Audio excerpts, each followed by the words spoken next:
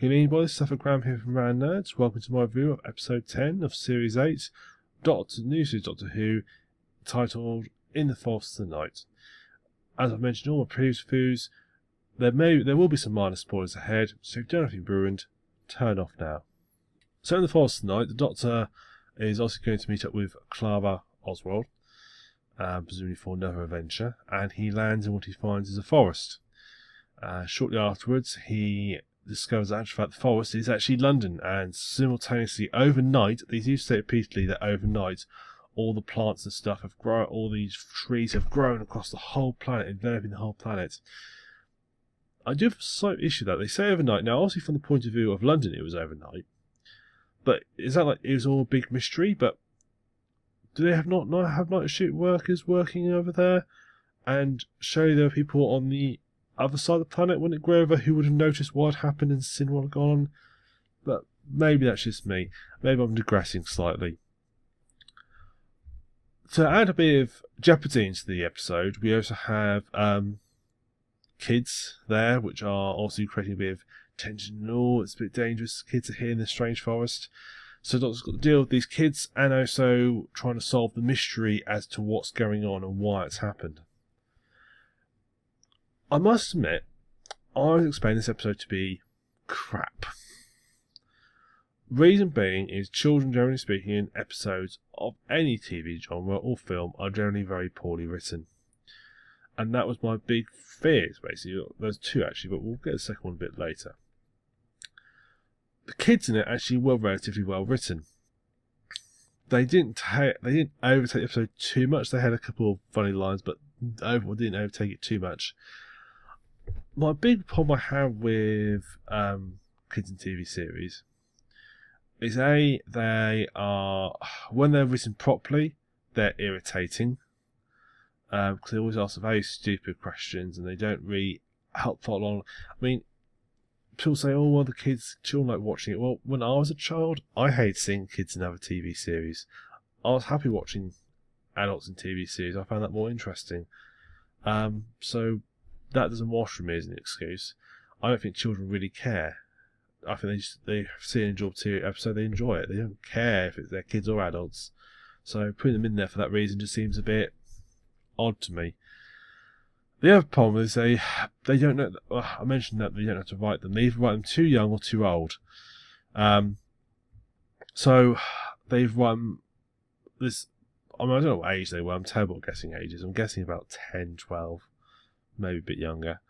They were with such an age that they don't understand basic concepts, like there's this lad who doesn't know what a navigator is. Now, I knew what a navigator was when I was very young. Perhaps that's me. I didn't go to a posh school, but I knew what that was. Maybe. Perhaps I suppose it's not plausible that some kid doesn't know what a navigator is, but there you go. All they write them as too old. Now, that didn't really happen. They did actually do it right. But they kept me in the background, which was good. They had their moments, but generally speaking, they were kept in the background. Obviously, one child was going to be a main character and involved, and was the key plot point to turning it around and working what was going on. I knew it was going to be in there. And to be fair to the girl, she did an alright job. I won't say she's a world's greatest actor, but she is a kid, so I'm going to leave a little bit of tolerance and let her off a little bit. The other main concern I had this was Danny Pink. Now, I've mentioned in the past, I don't like Danny Pink as a character. I've actually found some episodes slightly creepy. I've found him slightly disturbing in some ways. His last episode he appeared in The Doctor, which was the episode called The Caretaker, was not his finest moment. I took a real dislike to him. But this episode he's been a lot less moody and a bit more light-hearted, and that's actually helped a lot. He's actually been more interesting to watch, which is good, and I actually have warmed to him slightly. In the same way as I've warmed to Clara over the course of the season, I've actually warmed to him slightly now, because the episode is actually showing a bit more what he's like. Hopefully they can keep it up a little bit, if they're going to keep him in. And also the other good thing was that the romance between him and Clara didn't take too much centre stage, and didn't push out the story, which is more odd, which again the caretaker made the mistake of. I'm glad, really. I was pleasantly surprised with the episode. I thought it was going to be bad, really bad. But in actual fact, it was alright. There are a few other issues with the writing of the episode and production of the episode a little bit as well. We'll combine these together. They also felt, I think, that the episode had some problems with either pacing, or they felt that it wasn't feeling that much of a threat going on. So they put more threats in there. So early on, Doctor and Clara nearly get killed, but within seconds, they didn't. And there's no real tension built up. The whole purpose of why it's happened. It also has issues where a little later on there's another threat. Now this one I'm going to have to spoil because it ties into my production issue I have. So spoiler. There are some wolves in it. And the exact reason why, I'm not going to go into why the wolves in it, but just accept there are wolves in it. And a tiger. The wolves felt like they were put in just to add a bit of threat, because they're only in it for literally a couple of minutes and then they were dealt with. So it wasn't like if they felt out of place. And the other issue is that when they're introduced to sort of make them feel threatening, you see him sort of, one of the kids, you see the wolves in the background sort of being threatening from the bushes, but the effect they used, which was to sort of go out of focus and show the sort of bushes with the sort of animal's head with its eyes glowing. Note to writers and authors, animals' eyes don't glow like that. They reflect light if you shine light at them, but they don't glow like you think. They just don't. And the fact they look like a cheap Halloween cutout. I mean, Halloween's next week. I mean, that's what I expect to see in someone's garden. They would look really shit, to put it nicely. The effect was terrible. It really actually marred an otherwise okay done episode.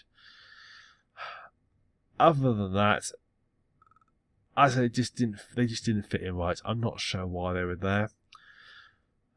And I said that's to be applied because they was now roaming around London apparently, and no one seems to worry too much about it.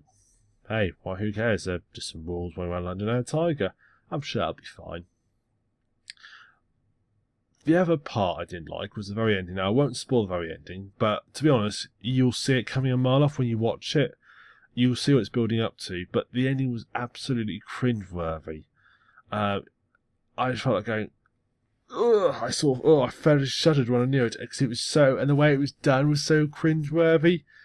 I guess something you have to watch to see what I mean, but it was written badly, and it was produced and shown really badly. It didn't make really any sense. It was crap.